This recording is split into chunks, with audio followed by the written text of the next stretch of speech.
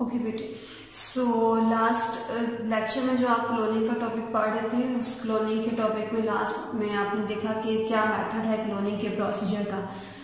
इस पार्ट में आप देखोगे कि एक टर्म है एम्ब्रियो ट्विनिंग। एम्ब्रियो ट्विनिंग को रिलेट करते हैं हम क्लोनिंग से। Embryo twinning basically identical twins और फ्रेटर्नल ट्विन्स, इन दोनों का कॉन्सेप्ट पहले देख लेते हैं कि ये क्या चीजें होती हैं। दो तरह के ट्विन्स आपने नेम पहले सुने होंगे, आइडेंटिकल ट्विन्स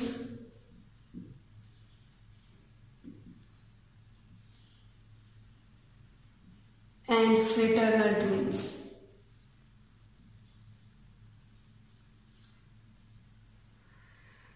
आइडेंटिकल ट्विन्स उन ट्विन्स को आप कहते हो जिनकी सेक्सेस और जिनके कैरेक्टर्स सिमिलर होते हैं।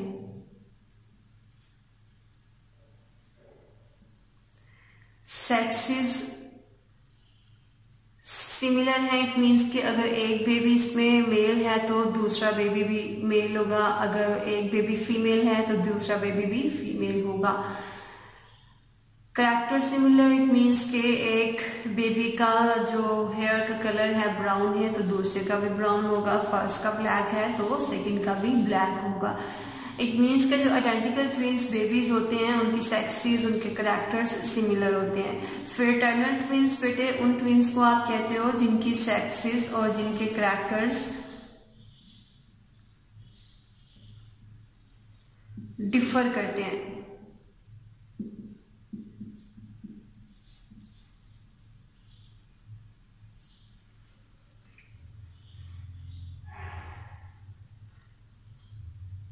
ओके, अब देख लेते हैं कि आइडेंटिकल ट्विन्स और फ्रेटर्नल ट्विन्स को आप इस तरह से क्यों कहते हैं। ओके, आइडेंटिकल ट्विन्स और फ्रेटर्नल ट्विन्स दोनों के रिप्रोडक्शन की अगर देखी जाए तो आप लोगों को लास्ट लेक्चर में मैंने बताया था कि मेल की बॉडी और फीमेल की बॉडी में जो सेक्स सेल्स सिंथेसाइज होते हैं, जो फीमेल की बॉडी है इनमें एग फॉर्म होता है और जो मेल की बॉडी है इनमें स्पर्म सिंथेसाइज होते हैं।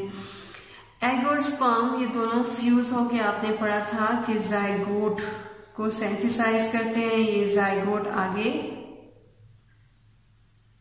एम्ब्रियो में चेंज होगा और ये एम्ब्रियो फर्दर बेबी की बर्थ कराएगा।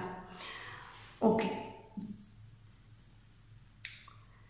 इस सारे प्रोसीजर को आपने लास्ट लेक्चर में पढ़ा था। यहां भी हम इसे आइडेंटिकल ट्विन्स और फ्रेटर्नल ट्विन्स के से रिलेट करना चाह रहे हैं। आइडेंटिकल ट्विन्स, आप आइडेंटिकल ट्विन्स क्यों कहते हैं आप इन्हें। अब यहाँ पे इन दोनों ट्विन्स की प्रोडक्शन देख लेते हैं। पहले आइडेंटिकल ट्विन्स के अंदर क्या होता है, जो एक नॉर्मल फीमेल है, नॉर्मल फीमेल की बॉडी के अंदर एक मंथ में जस्ट एक ही एग प्रोड्यूस होते हैं। इस एक एग की प्रोडक्शन की वजह से जो बेबी है ऑब्वियसली वो भी फिर एक ही होगा, बिकॉज एक एग को फर्टिलाइज करने के लिए एक ही स्पर्म है। ओके, अब जो बेबी प्रोड्यूस हो रहा है इस बेबी की नंबर 1 है एक नॉर्मल केस में, लेकिन बहुत रेयर केसेस ऐसा होते हैं कि जो फीमेल की बॉडी है उसकी बॉडी में एक एग प्रोड्यूस नहीं होता, मोर देन 1 एग प्रोड्यूस होते हैं। और मोर देन 1 एग जब प्रोड्यूस हो रहे हैं, फॉर एग्जांपल ये यहाँ पे हम दूसरा भी एग ड्रॉ कर लेते हैं, तो अगर 2 एग प्रोड्यूस हो रहे हैं स्पर्म्स का नंबर हमेशा 1 से ज्यादा होता है। एग हमेशा एक ही प्रोड्यूस होता है, लेकिन बहुत रेयर केसेस में 1 से ज्यादा हो सकता है। ओके, अब यहाँ पे अगर किसी फीमेल की बॉडी में उन रेयर केसेस में मोर देन 1 एग प्रोड्यूस हो गए हैं, तो मोर देन 1 एग प्रोड्यूस हो गए हैं तो ज्यादा स्पर्म है, तो ये ज्यादा स्पर्म इन एग को फर्टिलाइज करवा देंगे। और ये एग फर्टिलाइज होने के बाद अब यहाँ पे अगर 2 एग्स प्रोड्यूस हुए हैं तो 2 जाइगोट प्रोड्यूस होंगे, अगर 3 एग्स प्रोड्यूस हुए हैं तो 3 जाइगोट प्रोड्यूस होंगे, और टोटल बेबीज अगर 2 जाइगोट थे 2 बेबीज प्रोड्यूस होंगे, अगर 3 जाइगोट थे तो बेबीज भी 3 होंगे। इट मीन्स कि जितने एग्स फर्टिलाइज होंगे बेबी की प्रोडक्शन भी उतनी ही होगी। सो ये फ्रेटर्नल ट्विन्स के केस में होता है कि जो एग का नंबर है वो मोर देन 1 होता है। अगर एग का नंबर मोर देन 1 है, ओके, अगर एक्स का नंबर मोर देन 1 है तो इसे आप फ्रेटर्नल ट्विन्स कहोगे। ओके, अब फ्रेटर्नल ट्विंस का कैरेक्टर्स वेरी क्यों करते हैं? बिकॉज एक सेपरेट सेल्स हैं, ये दो सेपरेट सेल्स हैं, इन दोनों सेल्स का डीएनए भी सेपरेट है। ओके, अब यहाँ पे इस एग की डीएनए सेपरेट होने की वजह से इनके कैरेक्टर्स भी सेपरेट थे, और डिफरेंट कैरेक्टर्स होने की वजह से जो बेबीज प्रोड्यूस होंगे उनके कैरेक्टर्स भी वेरी करेंगे। ओके, अब यहाँ पे फ्रेटर्नल ट्विंस के केस में तो आपने क्या किया कि सेक्सेस भी सेपरेट हैं और कैरेक्टर्स भी सेपरेट हैं, और ऐसा क्यों है? बिकॉज यहाँ पे मोर देन 1 एग्स प्रोड्यूस हुए थे। ठीक है, ओके, अब यहाँ पे मोर देन 1 एग्स प्रोड्यूस हुए थे, इसलिए आपने कह दिया कि ये फ्रेटर्नल ट्विंस हैं, और इनके जीन्स और डीएनए वेरी करने की वजह से इनके कैरेक्टर्स भी वेरी करेंगे, इनकी सेक्सेस भी वेरी करेंगी। आइडेंटिकल ट्विंस को हम क्लोनिंग से रिलेट क्यों कर रहे हैं? आइडेंटिकल ट्विंस में बेसिकली क्या होता है कि जब आइडेंटिकल ट्विंस के केस में एक ही एग प्रोड्यूस होगा, यहाँ पे मोर देन 1 एग प्रोड्यूस नहीं होते हैं फ्रेटर्नल ट्विंस की तरह। फ्रेटर्नल ट्विंस में मोर देन 1 एग है, आइडेंटिकल ट्विंस के केस में जस्ट 1 ही एग होगा। ओके, 1 एग प्रोडक्शन हो रही है। 1 एग की प्रोडक्शन के बाद अब यहाँ पे जब स्पर्म से फर्टिलाइज करवाया जाएगा, तो फर्टिलाइज करवाने के बाद जो जायगोट प्रोड्यूस होगा, अब ये जायगोट फर्दर डिवीजन के बाद एम्ब्रियो में चेंज होता है। लास्ट लेक्चर में आपने पढ़ा था कि एग और स्पर्म फ्यूज होने के बाद जो सेल बनाते हैं वो एक ही सेल है, इसे फर्टिलाइज्ड एग भी कहते हो आप, ये जायगोट होता है। ओके, अब ये जायगोट फर्दर डिवीजन के बाद, माइटोटिक डिवीजन के बाद एम्ब्रियो में चेंज होगा, और एम्ब्रियो में चेंज होने के बाद ये बेबी की डेवलपमेंट को कंप्लीट कराएगा। ओके, अब यहाँ पे क्या होता है कि जैसे ही इस एक जायगोट के सेल के अंदर डिवीजन स्टार्ट होती है, फॉर एग्जांपल ये एक ही सेल था तो ये माइटोटिकली खुद को डिवाइड करेगा और यहाँ पे 2 सेल्स प्रोड्यूस हो जाएंगे। जो फर्स्ट डिवीजन होती है, फर्स्ट डिवीजन के बाद जब 2 सेल्स प्रोड्यूस हो रहे होते हैं तो ये दोनों सेल्स एक दूसरे से सेपरेट हो जाएंगे। ठीक है, एक नॉर्मल केस में ये दोनों सेल्स एक साथ रहते हैं, 1 से 2 सेल्स प्रोड्यूस होंगे, 2 से 4, 4 से 8, 8 से 16। ओके, लेकिन जब फर्स्ट स्टेज फर्स्ट डिवीजन होती है तो आइडेंटिकल ट्विंस जब प्रोड्यूस होने होते हैं तो उस केस में क्या होता है कि फर्स्ट डिवीजन के बाद जो 2 आपके पास सेल्स आते हैं, दोनों सेल्स एक साथ नहीं रहते, दोनों सेल्स एक साथ नहीं रहते, सेपरेट हो जाते हैं। अब दोनों सेल्स जो सेपरेट हो रहे हैं बिकॉज इनकी बेसिक एक ही थी, दोनों का डीएनए सेम ही था, डीएनए सेम था, इट मीन्स कि उनका जीन सेम थी। इस सेल के अंदर जो डीएनए था वो इसी की ही कॉपी थी, और इसी की कॉपी होने की वजह से उनके कैरेक्टर्स भी वही थे। ओके, अब यहाँ पे आइडेंटिकल ट्विंस के केस में अब ये जो हमारे एम्ब्रियो जायगोट के डिवीजन के बाद जो फर्स्ट डिवीजन थी, इसके बाद जो दोनों सेल्स आए थे, दोनों सेपरेट हो जाते हैं, और सेपरेट होने के बाद ये बेबी की डेवलपमेंट को सेपरेटली कंप्लीट करते हैं, और यहाँ पे 2 डिफरेंट बेबीज प्रोड्यूस होते हैं। और डिफरेंट बेबीज जो प्रोड्यूस हुए हैं इन दोनों का बिकॉज सेम डीएनए था, सेम डीएनए की कॉपी से ये प्रोड्यूस हुए हैं, इसलिए इनके कैरेक्टर्स भी सेम होते हैं। आइडेंटिकल ट्विंस में एक ही सेल के 2 पार्ट सेपरेट हुए थे और दोनों पार्ट्स में सेम डीएनए था, इसलिए उनके कैरेक्टर्स भी सेम होते हैं। आइडेंटिकल ट्विंस में उनके कैरेक्टर सेम होने की वजह से, उनकी सेक्सेस सेम होने की वजह से आप कहते हो कि एम्ब्रियो ट्विनिंग जो है इसे आप क्लोनिंग से रिलेट करते हो या रिजेंबल करता है, बिकॉज इनके कैरेक्टर्स सेम होते हैं, जिस तरह से आपने लास्ट लेक्चर में क्लोनिंग के पार्ट में पढ़ा था। क्लोनिंग में भी आपने ये पढ़ा था कि सेम आप लिविंग ऑर्गेनिजम्स लेते हो और कोई ऐसा लिविंग ऑर्गेनिज्म जिसके आपको कैरेक्टर्स अच्छे लगते हैं उसकी ही एक कॉपी बनाते हैं, बिकॉज यहाँ पे भी सारे कैरेक्टर्स रिजेंबल कर रहे हैं, तो एम्ब्रियो ट्विनिंग को आप रिलेट कर सकते हैं क्लोनिंग से, लेकिन दोनों सेपरेट प्रोसीजर्स हैं, दोनों रिलेट जस्ट इनके कैरेक्टर्स की बेस पे कर रहे हैं। ओके, डिफरेंट इरास में यूरोपियन कंट्रीज में ह्यूमन क्लोनिंग को बहुत ज्यादा डिबेटेबल रहा है।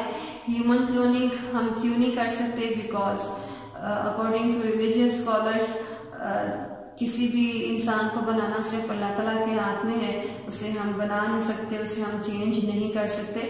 तो ह्यूमन क्लोनिंग जो है इसे हम इसलिए चेंज नहीं करते बिकॉज ह्यूमंस को हम इसलिए चेंज नहीं करते बिकॉज हम अल्लाह ताला की बनाई हुई चीज़ को चेंज करेंगे। अकॉर्डिंग टू रिलीजियस स्कॉलर अल्लाह ताला की बनाई हुई चीज़ को हम चेंज करेंगे तो ये एथिकल इश्यूज के खिलाफ है, इसलिए हम इसको मॉरल इश्यूज जो भी हमारे हैं उनके खिलाफ है।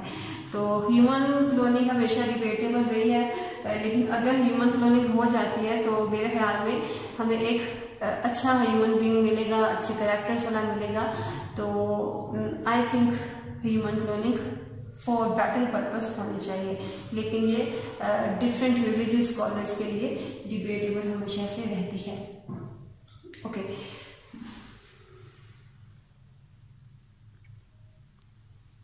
सो लास्ट सर्विस जो आज हम पढ़ेंगे, बिकॉज हमने ये जो लिस्ट स्टार्ट की थी 4 सर्विसेज थी।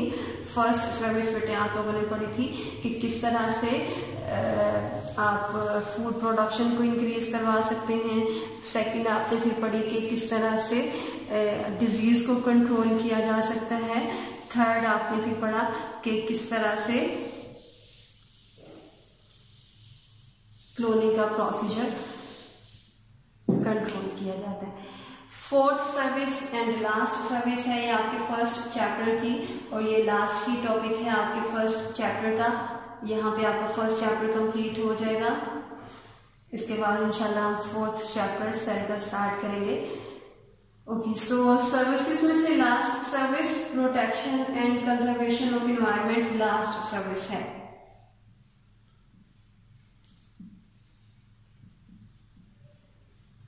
Protection and conservation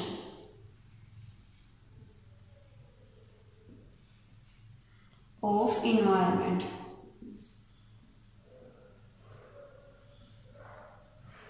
protection means कि हमने किसी भी केमिकल हैजर्ड से या किसी भी ऐसे टॉक्सिन से जो कि हमारे एनवायरनमेंट को डिस्ट्रॉय कर सकते हैं, उनसे हमने प्रोटेक्ट करना है। सो प्रोटेक्शन में आप केमिकल हैजर्ड से प्रोटेक्ट करोगे, और कंजर्वेशन मीन्स कि जो भी आपका एनवायरनमेंट है उसे आपका जो पोल्यूशन फ्री था उसे आप इस फॉर्म में मेंटेन किस तरह से रख सकते हैं। ठीक है, कंजर्व मीन्स कि आप प्रोटेक्ट किस तरह से कर सकते हो अपनी एनवायरनमेंट को। So protection and conservation of environment, यहाँ पे हम देख लेते हैं कि कौन कौन से ऐसे इश्यूज हैं जो कि हमारे एनवायरनमेंट को पोल्यूट कर रहे हैं। सबसे पहले तो जो इंडस्ट्रीज का वेस्ट है, इंडस्ट्रीज का वेस्ट जो स्मोक है ये हमारी एयर को पोल्यूट कर रहा है। हमारे डिफरेंट जो ब्रीथिंग इश्यूज हैं, हमारे रेस्पिरेटरी डिसऑर्डर्स हैं, वो इनकी वजह से हो रहे हैं। सो इंडस्ट्रीज का स्मोक क्या काज कर रहा है? Respiratory disorders. Respiratory disorders means हमारे भी सांस के प्रॉब्लम्स हैं, वो इन एयर जो हम इनहेल करेंगे पोल्यूटेड एयर, उसकी वजह से हमारे रेस्पिरेटरी प्रॉब्लम्स हो सकते हैं। ओके, सेकंड जो इंडस्ट्रीज के एफ्लुएंट्स हैं उसमें लिक्विड हो सकता है। जो लिक्विड हम रिवर्स के अंदर और लेक्स के अंदर पोर कर देते हैं वो हमारे वाटर को पोल्यूट कर रहा है।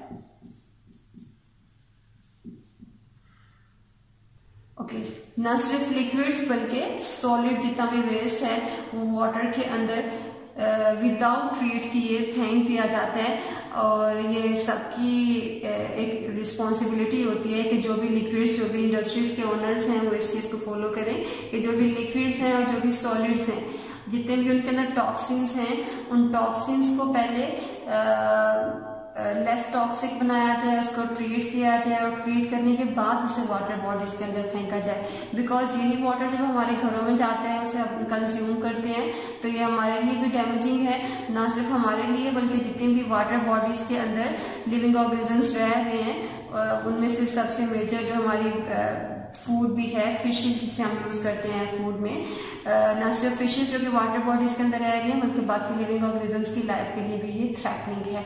सो इंडस्ट्रीज एक मेजर रोल प्ले कर रही हैं आपकी इन्वायरमेंट को पोल्यूट करने के लिए, जिसमें से स्मोक, लिक्विड और सॉलिड आपकी एयर को और वाटर की बॉडी को पोल्यूट करता है।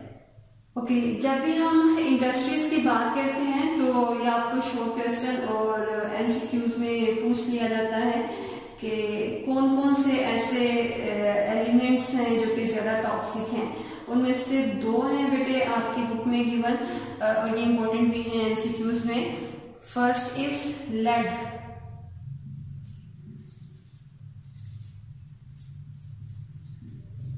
जो भी लेड है ऑटोमोबाइल से,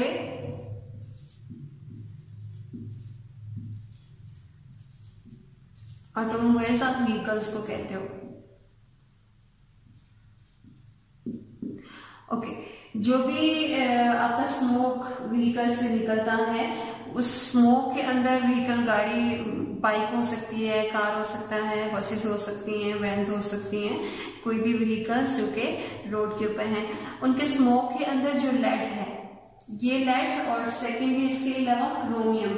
ये क्रोमियम जो कि टैनरीज से आता है।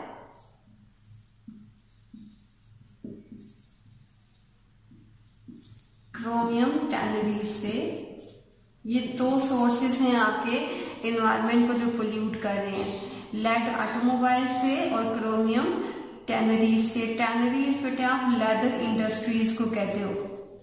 जितने भी चमड़े की इंडस्ट्रीज हैं, जिससे आपके शूज बनते हैं, आपके बैग्स बनते हैं, ये लेदर इंडस्ट्रीज को आप कहते हैं।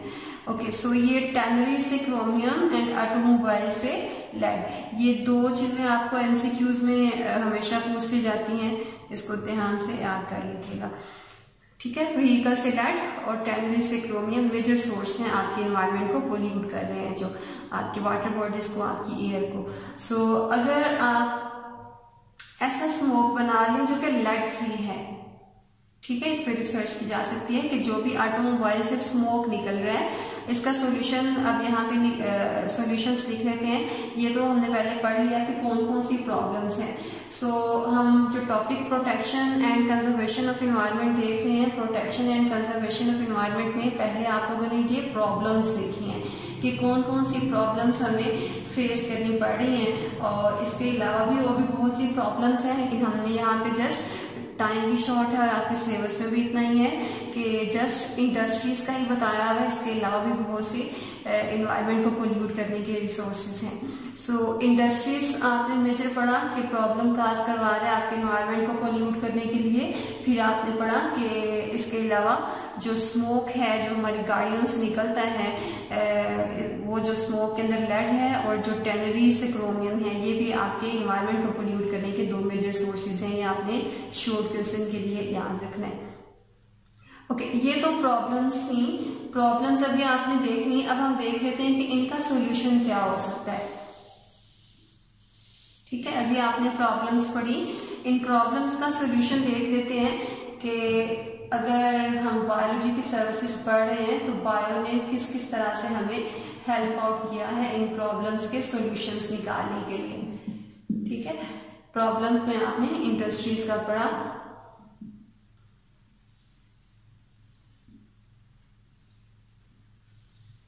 इसके अलावा आपने लेड का पढ़ा, लेड स्मोक से जो कि व्हीकल के, और सेकंड आपने पढ़ा इसमें क्रोमियम टैनरी से। ओके, बायोलॉजी के सॉल्यूशन में इसका ये बताया है, बहुत इंपॉर्टेंट शॉर्ट क्वेश्चन भी है ये, और आपको ये लॉन्ग क्वेश्चन में भी टॉपिक आता था, होता है protection and conservation of environment, और जो पीछे आपने क्लोनिंग पढ़ा, ये दोनों इंपॉर्टेंट है आपके लॉन्ग क्वेश्चन में। ओके, सॉल्यूशन अगर इसका हम देखें तो बायो ने हमें बताया है कि एक टर्म यहाँ पे मैं लिख देती हूँ, bio remediation. Bio remediation, bio remediation it means कि यहाँ पे आप लाइफ से रिलेटेड कोई बात करने लगे हैं। बायो रेमिडिएशन और बायोलॉजिकल कंट्रोल, बहुत से स्टूडेंट्स इन दोनों को कंफ्यूज कर देते हैं कि उनसे बायो रेमिडिएशन पूछा तो बायोलॉजिकल कंट्रोल लिख देते हैं, उनसे बायोलॉजिकल कंट्रोल पूछा तो वो बायो रेमिडिएशन लिख देते हैं। ओके, सो बायो रेमिडिएशन में हमने इसकी डेफिनेशन आपको पता होनी चाहिए, फिर आपने इसकी एग्जाम्पल कोड करनी है। बायो रेमिडिएशन बेटे बेसिकली कोई भी ऐसा आपके लिविंग ऑर्गेनिजम्स हैं जिन्हें आप यूज कर रहे हैं एनवायरनमेंट के पॉल्यूटेंट्स को रिमूव करने के लिए, ठीक है। सो बायोरेमेडिएशन में आपने किसको यूज करना है, लिविंग ऑर्गेनिजम्स को। Use of living organisms to remove toxic material from environment।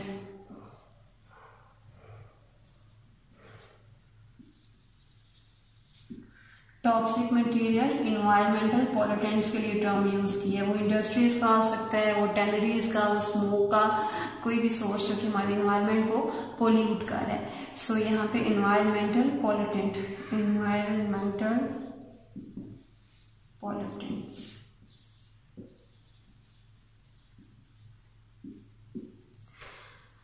Okay, so bioremediation में आपने क्या करना है, ये डेफिनेशन है इसकी, इंपॉर्टेंट है शॉर्ट क्वेश्चन में, कि आपने लिविंग ऑर्गेनिजम्स को यूज किया है क्या रिमूव करने के लिए, टॉक्सिक मटेरियल्स को। टॉक्सिक मटेरियल्स कोई भी ऐसा इन्वायरमेंटल पॉल्यूटेंट जो कि आपको डैमेज काज करवा रहा है। ये टॉक्सिक मटेरियल्स कार्सिनोजेनिक भी हो सकते हैं। कार्सिनोजेनिक मीन्स कि ये कैंसर भी काज करवा सकते हैं।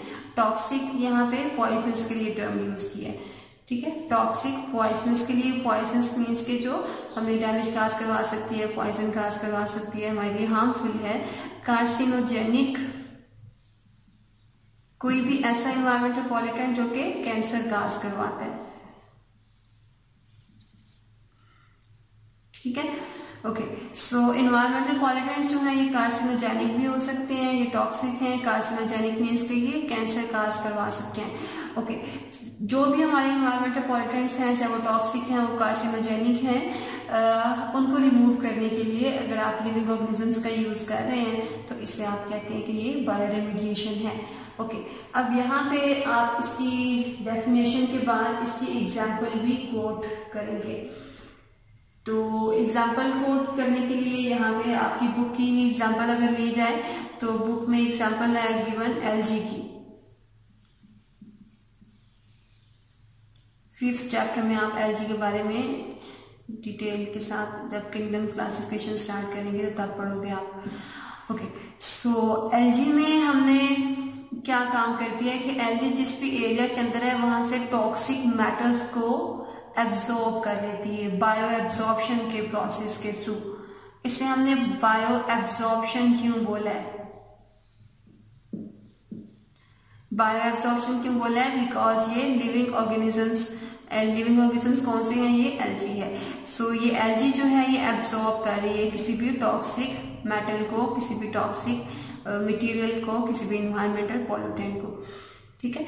सो बायो एब्जॉर्प्शन के प्रोसेस के थ्रू ये एलजी सारे टॉक्सिक मटेरियल्स को एब्जॉर्ब कर लेगी और एब्जॉर्ब करने के बाद वहां पे जिस भी एरिया के अंदर एलजी है वहां पे, बिकॉज ये वाले जितने भी टॉक्सिक मटेरियल्स हैं, फॉर एग्जांपल एल्यूमिनियम है, अब ये जो एल्यूमिनियम है एलजी यूज करेगी या बाकी जितने भी मेटल्स होंगे इन्हें वो यूटिलाइज करेगी अपनी फूड बनाने के लिए। बिकॉज जो एलजी है ये ऑटोट्रोफ होती है। ऑटोट्रोफ आपको मैं कल बता चुकी हूँ, वो सारे लिविंग ऑर्गेनिजम्स जो कि अपनी फूड खुद सिंथेसाइज कर सकते हैं और ये फूड को सिंथेसाइज करने के लिए बाकी सारे एलिमेंट्स जो हमारे इन्वायरमेंट के अंदर हैं उसे इनऑर्गेनिक मटेरियल्स जो हैं उन्हें वो यूज करती हैं। ओके, अब एलजी जिस भी एरिया के अंदर है वहां से ये मेटल्स को एब्जॉर्ब कर लेगी और मेटल्स को एब्जॉर्ब करने के बाद इनको यूटिलाइज करेगी अपनी फूड बनाने के लिए। ओके, अब ये जो मेटल्स हैं उसने यूज कर ली अपनी फूड बनाने के लिए। इसमें एलजी का भी फायदा हो गया और हमारा भी फायदा हो गया। हमारा फायदा किस तरह से हुआ कि उस इन्वायरमेंट से ये मेटल्स का नंबर कम हो गया और एलजी की भी फूड सिंथेसाइज हो गई, ठीक है। सो पहले अगर बायोरेमेडिएशन आपको शॉर्ट क्वेश्चन में आता है तो आपने उसकी ये डेफिनेशन लिखनी है और डेफिनेशन लिखने के बाद आपने ये एग्जांपल कोड करनी है एलजी की कि ये बायो एब्जॉर्प्शन के प्रोसेस के थ्रू टॉक्सिक एलिमेंट्स को एब्जॉर्ब कर लेती है, ठीक है। बिकॉज ये ऑटोट्रोफ है तो ये अपनी इन मेटल्स को यूज करेगी अपनी फूड बनाने के लिए। फूड में यूज हो रही है ये मेटल्स, इस तरह से हमारा एनवायरनमेंट भी पॉल्यूटेंट से फ्री हो गया और उसने भी अपनी फूड सिंथेसाइज करा ली, दोनों का फायदा इसमें हो जाएगा। ओके बेटे, सो बायोरेमिडिएशन के प्रोसेस के बाद जो सेकेंड या आपका फर्स्ट सॉल्यूशन है जो बायोलॉजी ने बताया है, सेकेंड सॉल्यूशन जो बायोलॉजी ने हमें बताया है वो है कि हमें पार्क्स और जू बनाने होंगे।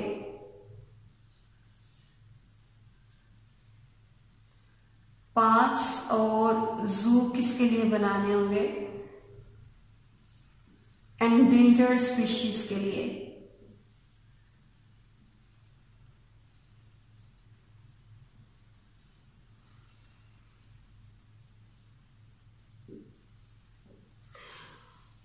ओके, एंडेंजर्ड स्पीशीज आपकी वो सारी स्पीशीज होती हैं जो कि जिनको थ्रेट होता है कि वो फ्यूचर में एक्सटिंक्ट हो जाएंगी, जिनका नंबर इतना कम है कि जिनको चांसेस हैं कि वो फ्यूचर में एक्सटिंक्ट हो सकती हैं। ठीक है, उनका नंबर इतना कम हो चुका है कि थ्रेटनिंग हो चुका है कि ये फ्यूचर में एक्सटिंक्ट हो सकती हैं। अब यहाँ पे एक्सटिंक्ट मैं टर्म यूज कर रही हूँ। एक्सटिंक्ट का मीनिंग क्या है?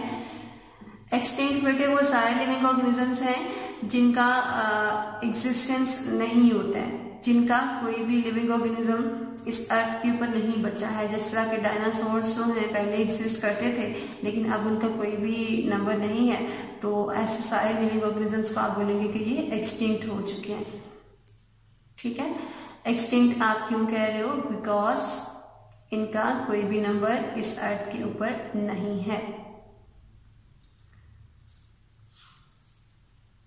ओके, सो एंडेंजर्ड स्पीशीज को हमने बोला कि एंडेंजर्ड स्पीशीज वो स्पीशीज हैं जिनका नंबर नियर टू एक्सटिंक्शन है लेकिन अभी ये खत्म नहीं हुए हैं। नियर टू एक्सटिंक्शन है, इट मीन्स के फ्यूचर के अंदर खत्म हो सकता है। तो सेकंड जो सोल्यूशन बायोलॉजी में बता रही है कि हमें पार्क्स और जू बनाने हैं, तो पार्क और जू बनाने के लिए हमको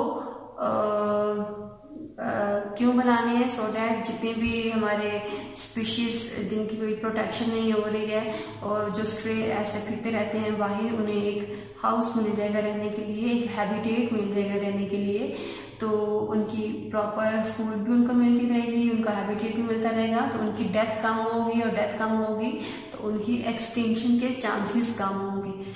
ठीक है, एक्सटिंक्शन के चांसेस कम है, इट मीन्स कि हम उन्हें प्रोटेक्ट कर सकते हैं। सो ठीक हो गया बेटे।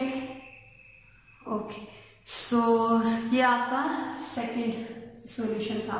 थर्ड सॉल्यूशन जो हमें बायोलॉजी बता रही है वो कहती है कि हमें लेड फ्री स्मोक बनाना होगा। लेड फ्री स्मोक बनाना होगा। और ये लेड फ्री स्मोक क्या करेगा कि जो भी ऑटोमोबाइल से स्मोक निकलेगा, ये स्मोक हमारे लिए हमारे रेस्पिरेटरी जो डिसऑर्डर्स हैं वो काज नहीं करवाएगा। ओके बेटे, सो ये आपका लास्ट टॉपिक था फर्स्ट चैप्टर का। आई होप कि आपको फर्स्ट चैप्टर क्लियर हो गया होगा। इसके बाद जो हम लेक्चर स्टार्ट करेंगे वो लेक्चर्स चैप्टर नंबर 4 इंशाल्लाह हम इसके बाद स्टार्ट करेंगे।